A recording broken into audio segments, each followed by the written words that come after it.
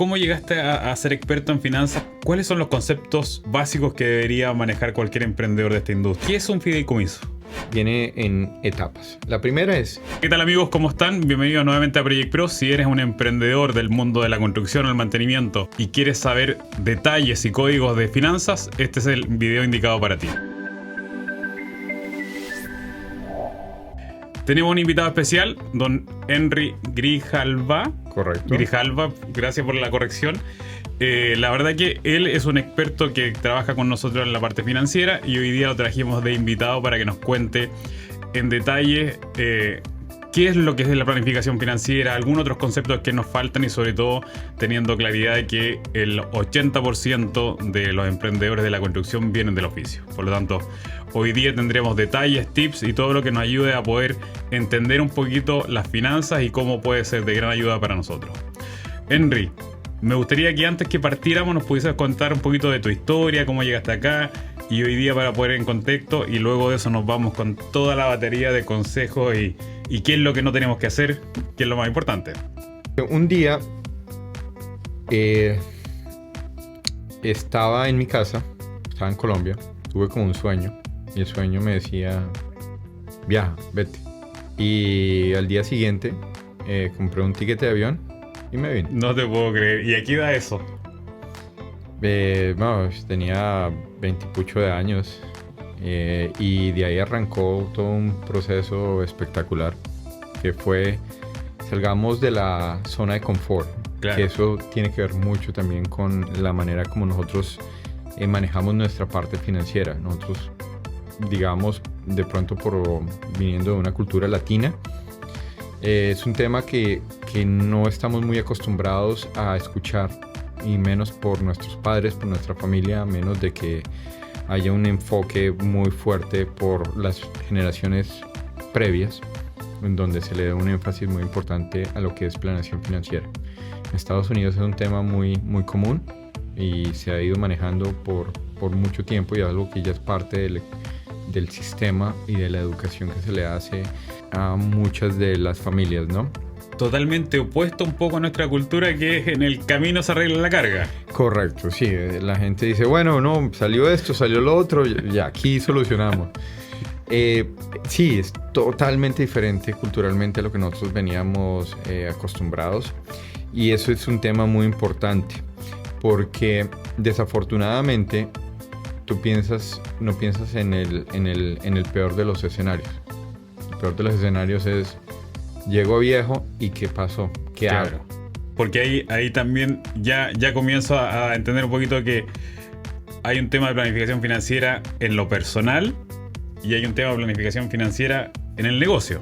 Correcto. Entonces, cuando eres un empresario y tu vida personal está completamente relacionada con tu vida de negocio, ambas comparten una misma línea. Y esa línea es que lo que dejas de producir va a repercutir en el punto de vista de negocio y en el punto de vista personal. Claro. Entonces, primero hay que hacer la aclaración sobre qué te estás enfocando en este momento, porque uno depende de lo otro. Si tú dejas, y esto es un tema que lo hablo con muchos empresarios y mis clientes, y es que ¿qué pasa si dejas de producir tú? Claro. Si tu negocio está completamente o depende 100% de ti, ambas cosas se pierden de control totalmente. Oye, antes de llegar a los consejos, ¿cómo llegaste a ser experto en finanzas? Bueno, la historia es muy interesante y quiero traer a colación el discurso que dio Steve Jobs en Stanford, y es que ahí tú vas por situaciones en la vida y solo después de mucho tiempo puedes conectar los puntos. Claro, y se conectan hacia atrás. Y se conecta hacia atrás, nunca hacia adelante. Entonces, cogí un avión, me vine para acá y dije, quiero comerme el mundo, quiero arrancar. Colombia me queda muy pequeño, voy a arrancar en Estados Unidos y me quiero comer el mundo. Y empezó ese proceso. Tuve suerte, me pude, enrolar en un tema de tecnología muy importante, donde comencé a hacer ciertos desarrollos como empresario en Silicon Valley, y me enfoqué como empresario en la parte de tecnología, donde Logré posicionar una compañía de tecnología, en ese momento era voz sobre IP, y llegar a facturar millones de dólares al año en un enfoque muy de tecnología, que fue el punto a donde voy y le digo siempre a los empresarios: uno no piensa en esos momentos en que tiene que tener una planeación a futuro, porque tú no sabes cómo cambian las cosas de un día para otro. Claro. De ahí, gracias a ese emprendimiento y a la crisis del 2007, terminé metido en banca privada.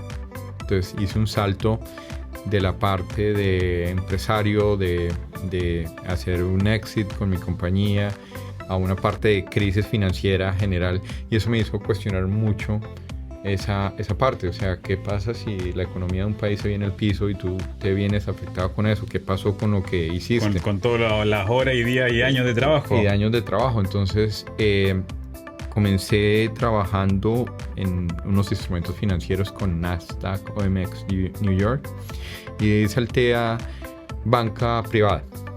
Y en banca privada aprendí muchísimo a hacer toda la parte de planeación financiera, de estructuras, de inversión, de manejo de trust, de muchísimas cosas que para mí en ese momento eran totalmente ajenas.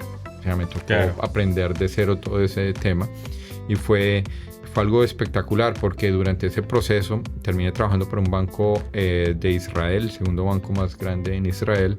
Luego pasé a un banco en Brasil, que es el banco de banca privada más importante de Brasil, que se llama Itaú. Y en ese proceso alcanzamos a llegar a manejar 11.4 billones de dólares operacionalmente en un portafolio en Itaú, Estados Unidos. Y ahí, digamos que fue complementándose todo ese tema de cómo debería uno manejar su parte financiera a través de mirar cómo los clientes de high net worth, de generaciones que venían atrás moviendo su dinero, planeaban todo. Y hoy día, Henry, me has comentado, digamos, que estás con tu emprendimiento también, efectivamente, en la parte ya digital y financiera. Cuéntanos un poquito de eso y luego nos vamos a los consejos. Sí, básicamente a raíz de toda esa experiencia y todo ese trabajo que se hizo en background, empecé a ver que había una necesidad de la gente por tener, digamos, resolver situaciones de emergencias. A veces, como empresario, sabes que si pasó esto y pasó lo otro y no pudiste hacer algo, necesitas resolver. Uno como empresario siempre, si lo miras en el común denominador de los empresarios resuelven. Claro. Es una de las características que tienen. O sea, es una de las características, no importa en qué industria. Puedes estar en la industria de construcción, en la industria de tecnología. Es irrelevante a la industria, hay que solucionar siempre. Hay que solucionar, y gracias a eso encontré un nicho muy específico, que es cómo le resuelvo emergencias a las personas que trabajan para compañías. Entonces, que se le dañó el carro y no tengo cómo resolver ahorita porque mis tarjetas de crédito están full. Claro, recibo el salario en 15 días y todavía no llego a los 15 días. Entonces comencé un emprendimiento que ya está en el mercado, en el Apple Store, que es cómo te adelanto tu nómina antes de que te llegue el paycheck. Claro, entonces de esa forma alivias la necesidad inmediata de ese mercado.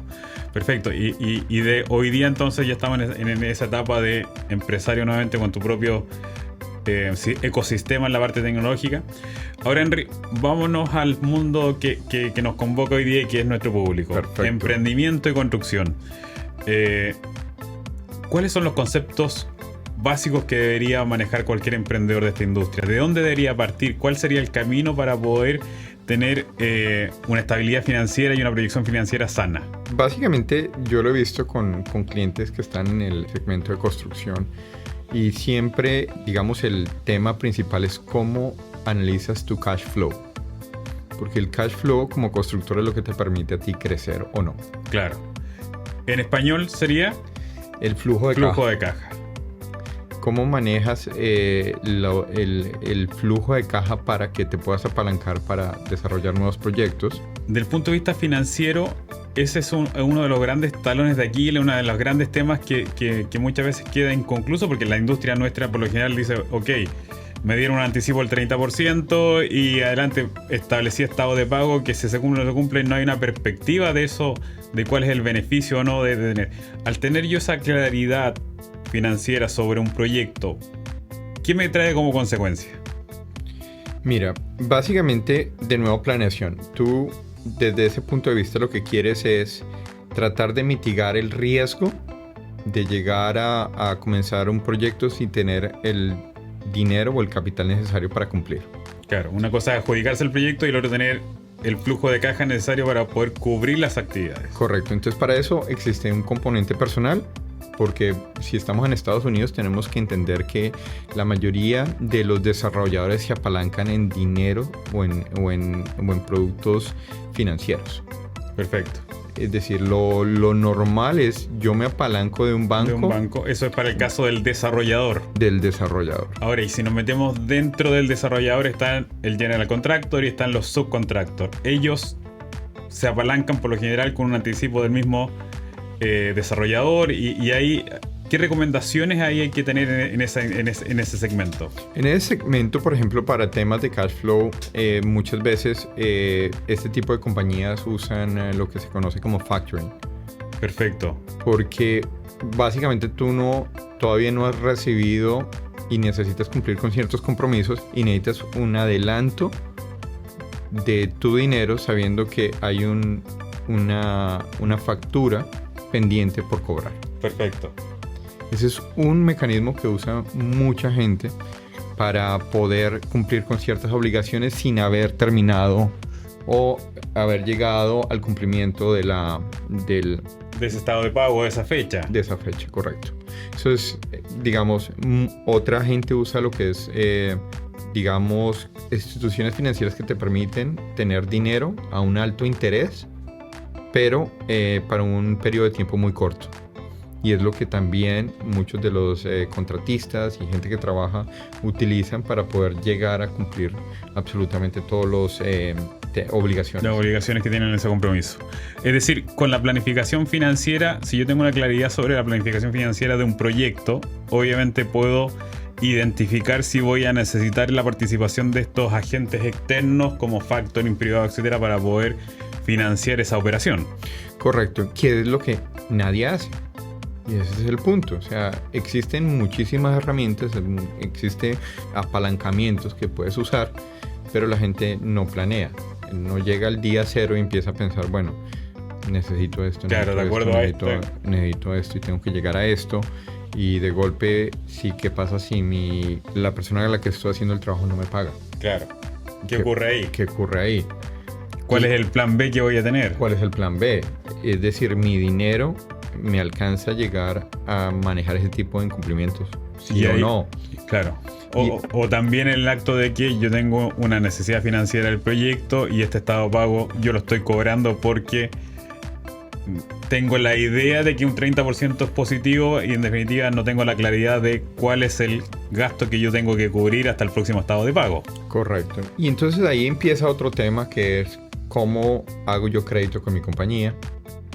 Porque básicamente esto no es a nombre personal. Claro. Yo tengo una compañía y esa compañía tiene que empezar a hacer crédito. ¿Cómo hago crédito con la compañía? Pero todo eso hay dos perspectivas, porque sin la planificación voy a la emergencia. Correcto. Y me doy cuenta que mañana tengo que cubrir ese dinero que no tengo. Y con una planificación en definitiva lo puedo hacer yo antes de incluso tomar el proyecto.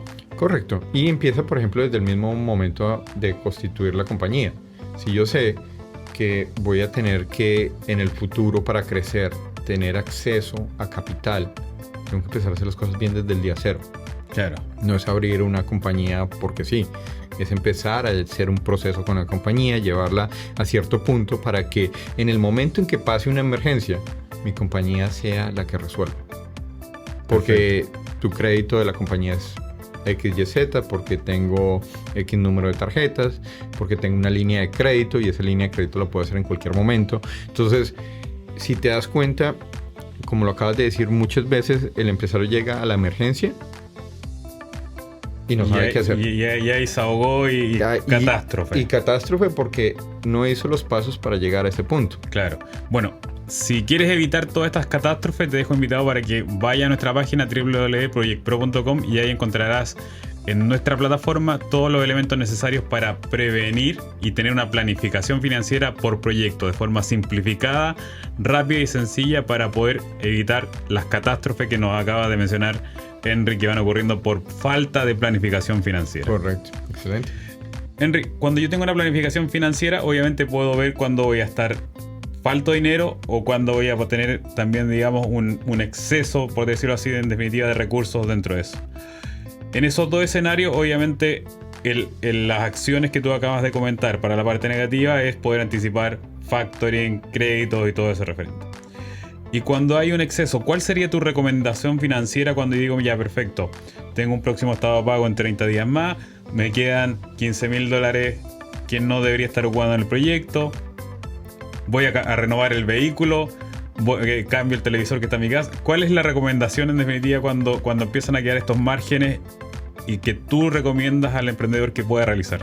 Básicamente es la misma recomendación que se hace mucho a nivel individual, y es que tú tienes que tener un colchón que te permita operar independientemente de si hay revenue o no en tu compañía. Perfecto. Y normalmente mínimos pueden ser de 3 a 6 meses, más 6 meses que 3. Que eso yo debería estar cubierto en los próximos 6 meses de mi operación. Correcto, que tampoco lo miran. O sea, es decir, tú tienes que entender que cuando tú haces planeación financiera, tú sabes cuáles son sus costos, te lo sabes de memoria, sabes cuánto tienes que pagar, sabes cuáles son los bills que vienen encima, sabes cuánto es la nómina de tus empleados y sabes que ese número es el primer número que tú tienes que cubrir antes de empezar en cualquier otra cosa. Claro. Porque es lo que te va a dar la tranquilidad. Si tú no le pagas a tus empleados porque el cliente no te pagó, no es el problema de ellos. Claro. Y eso afectaría completamente tus entregas. Sin duda Entonces, alguna. es decir, la primera recomendación desde el punto de vista es revisa cuáles tus costos operativos y mira cuánto necesitarías operar si en el peor de los casos no te han pagado. Y trata de que sean 6 meses. Y eso trata de lo que sea 6 meses. Y bueno, y sobre eso, esa es como la primera regla para poder dormir tranquilo. Sí, o sea, es básica, pero la gente no lo ve. Porque hay muchos developers o gente que trabaja en el mundo de la construcción que cuando llega un dinero, va y se compran un carro. Exactamente. No, y el resultado por lo general en la industria nuestra y en nuestra cultura latinoamericana, oye, ¿cómo te fue este año? No, excelente, cambié la camioneta o la pick-up o la truck. Esa es la matemática que se saca si el año fue positivo o negativo. Sí, o me fui de viaje un mes y fue espectacular, o hice esto, hice lo otro. Es decir, son cosas que parecen obvias, pero la gente no las sigue. Así es. Oye, y la separación del negocio de la vida personal.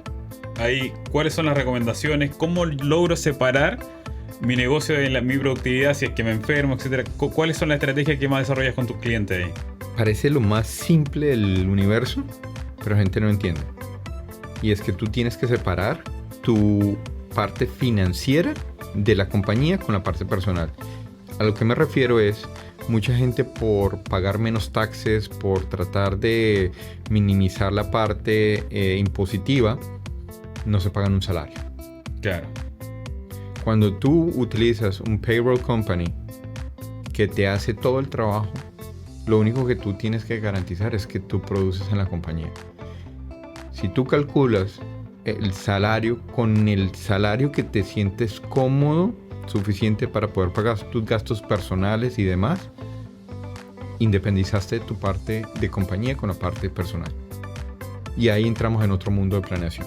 Perfecto, porque ahí ya lo separaste en dos. Ahí separado en dos. Tu misión es garantizar que hay constante revenue en tu compañía para cubrir con los gastos operativos. Perfecto. Que volvemos al punto del colchón que tienes que tener. Exactamente. Oye, y ahora si entramos a la parte ya personal, entendiendo que ya vimos una perspectiva macro del punto de vista de la compañía. ¿Cómo yo planifico la parte financiera en lo personal? Muy sencillo, viene en etapas. La primera es, ¿cuáles son mis objetivos financieros? Y mucha gente no piensa en eso. Y es, ¿qué pasa a los 70 años? ¿Qué pasa a los 65 años? Yo voy a tener la misma energía, voy a estar full trabajando, voy a estar metiéndole full a mi compañía. Probablemente no.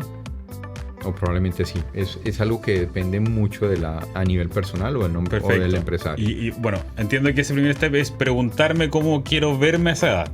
Correcto. Y cómo se ve a uno cuál es su estilo de vida. Mi estilo de vida va a ser que me voy a ir a España, voy a tener un apartamento súper lindo, voy a retirarme con tanto y trabaje o no trabaje, voy a estar cómodo, feliz de la vida. Con un ingreso X. Con un ingreso X. Entonces, cuando tú defines ese ingreso, empieza el siguiente paso. Primer paso, ¿cuál es? ¿Cómo quiero llegar? ¿Cómo quiero llegar? Y eso se resume a cuánto dinero quiero recibir en el momento que me quiera retirar. Segundo paso, ¿cómo llego allá? Entonces, ¿cómo llego allá? Es qué vehículos de inversión me permiten a mí generar un retorno que me va a ayudar a llegar más rápido a ese número que yo me he puesto.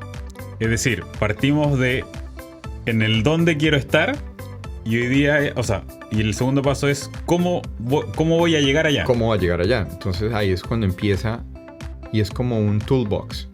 Perfecto. ¿Qué herramientas saco para que me ayude a apalancar y llegar a ese punto? Claro, pero ahí también en eso, también lo que hay que tener en consideración de que ese ejercicio no es fácil de hacer.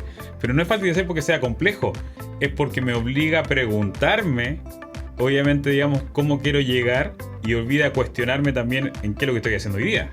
Correcto. Por eso, cuando tú me preguntabas cómo divido, o sea, cómo yo mantengo una diferenciación entre mis finanzas personales y la finanza de la compañía, es importante que cuando tú definas tu salario, tú ya estés pensando en el número que necesitas para retirarte. Es decir, al revés, primero es personal y en base a eso derivo a qué compañía debería tener o a qué oficio podría estar que me permita eso.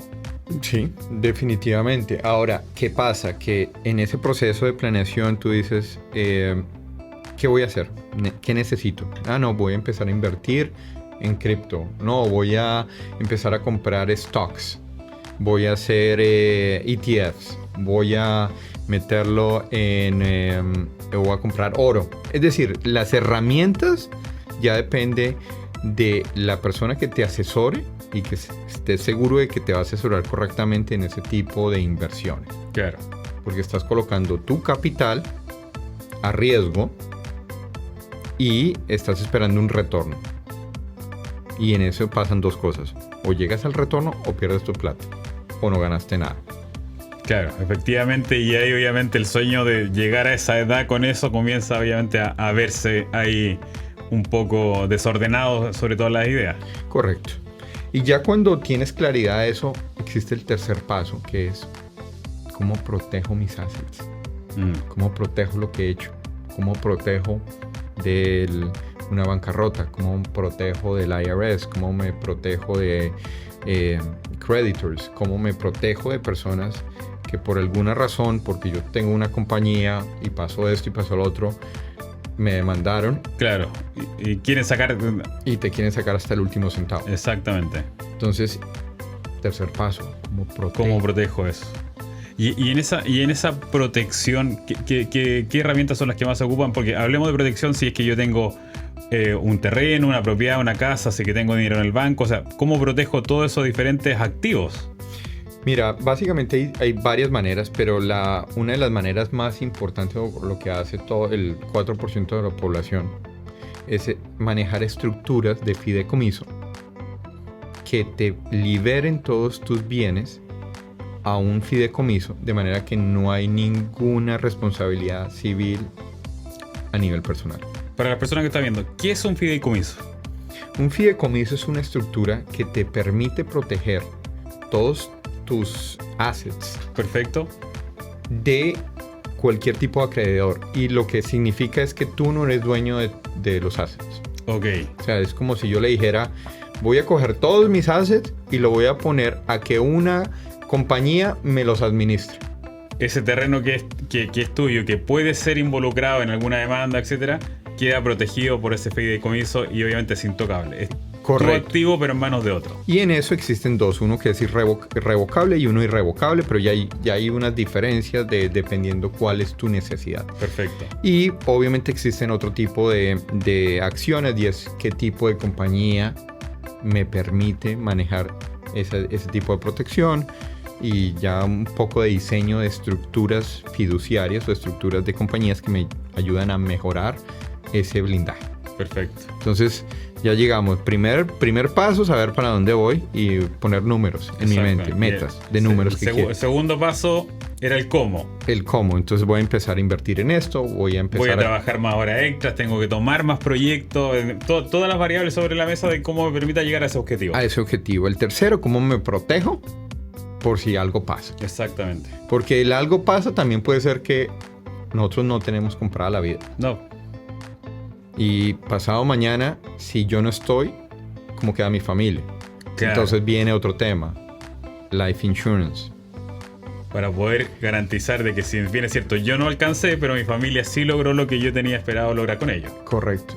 Ahora, esto, si bien es cierto, lo miramos al punto de vista del emprendimiento, las finanzas, etcétera, pero también es plenamente aplicable para la persona que hoy día es cómoda trabajando con una compañía, que está bien y que probablemente eso le permita llegar también a ese donde quiero estar. Correcto. Ahora, ¿la estructura de fideicomiso también se da en otros países de Latinoamérica o es solo acá? Se da en Latinoamérica, pero no es muy común. Es poco común. Es poco común. Es muy común cuando se está, y voy a ser muy específico, México, Colombia, tienen unas legislaciones muy específicas, por ejemplo, cuando estás hablando de traspaso de propiedades, inversión en propiedades, y hay unos fideicomisos muy específicos para la parte de real estate o de real estate. Claro, pero acá es mucho más amplio el punto de vista de todo. Aquí es mucho más amplio. Aquí es mucho más amplio y van en diferentes niveles, pero es digamos, relativamente muy común llegar a ese tipo de situaciones. ¿Por qué? Porque Estados Unidos, en este caso muy específico, es un país donde te demandan por cualquier cosa. Claro. A diferencia de nuestro país, que es un poco más no es tan habitual. No es tan habitual. Acá es muy normal. Acá te demandan porque te caíste en un mall. Claro. Y es la culpa del dueño del mall porque cayó una gotera de agua y yo me resbalé cuando iba caminando en ese preciso momento. Es decir, el ejemplo parece tonto, pero aplica para todo. Entonces, cuando tú tienes ese tipo de ambiente o de environment, tú quieres estar seguro de que estás protegido. Claro. Si te está gustando este video, te invito a que te suscribas, a que coloques like a este video y también, obviamente, puedas dejar todos tus comentarios para poder traer más videos de este contenido. Y bueno, yo creo que la última parte, que es ya como, si ya sabemos qué número tenemos en mente, ya tenemos un claro panorama de cómo estoy llegando a ese número y estoy protegiendo mis assets y a mi familia, es cómo dejo un legado. Nadie se pregunta eso. Claro. Entonces, como empresario, tú puedes haber llegado a generar, comprado propiedades, tener inversiones. ¿Y qué pasa cuando tú ya no estás en este plano? Dejo de ser la chispa que enciende el motor. Entonces, en ese caso, viene el último renglón, que son 4 pasos muy importantes, y este es el último, y es estate planning. ¿Qué significa eso? Entramos ahí a otro concepto. Otro concepto, y ese concepto es cómo traspaso todos mis bienes, todo el trabajo que hice toda mi vida a mi familia, de una manera que ellos no vayan a tener que pagar taxes excesivos producto de todo el trabajo, o simplemente que lo puedan administrar de manera correcta para que no lo acaben en el día siguiente. Claro. Que es un tema que es muy común. Hay un tema de que normalmente la tercera generación que ha recibido dinero o beneficios de la primera generación terminan acabando con todo cuando no hay planeación financiera, cuando no hay estate planning. Estate planning es ¿cómo yo me aseguro de que si mi hijo, que no quiere saber nada de mi compañía, Claro. que no le interesa, cuando recibe la compañía no me la acabe en el siguiente día? Porque no tiene ni idea. Y es una realidad. Entonces, eso tampoco la gente... Mira que son temas muy sencillos. Mi hijo quiere ser cantante. Claro. Y no quiere saber de construcción. El man quiere ser un artista, quiere tener el pelo largo, tiene que estar con sus fans, tienes que estar con la guitarra, cantando. Claro. ¿Qué haces ahí? Y ese man no quiere saber de esa vaina. Entonces, ¿cómo yo garantizo que mi legado como empresario continúe? Y normalmente, estadísticamente, se refiere a cómo yo contrato personas o cómo mantengo las mismas personas que han trabajado conmigo y les permito que sigan administrando los bienes, porque definitivamente mi hijo puede acabar. Claro. ¿Y qué es ahí? ¿Cómo planifico ese step? Eso básicamente viene mucho también con las estructuras de trust o de fideicomiso. Y es cómo yo los mantengo a mi familia viviendo bien, que no necesiten de meterse de lleno a la compañía y que puedan vivir su vida. Que si mi hijo quiere ser cantante, que sea cantante, claro. Que sea cantante. Todo lo maneja el trust, todo lo maneja los desembolsos que se le van a dar para que viva, o porque puede hacer su vida, o de pronto le va mucho mejor que a su familia, qué sé yo. Pero eso ya es otro tema.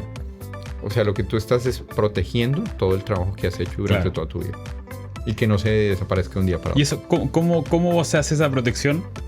Básicamente se hace a través de diferentes documentos, de diferentes estructuras de compañías y de el documento del trust, que puede ser revocable o irrevocable. Ahí es donde dejas básicamente cuáles son todos tus deseos. También tiene que ver con el will, que es el testamento. Tiene que ver otros documentos que van alrededor de todo ese tema.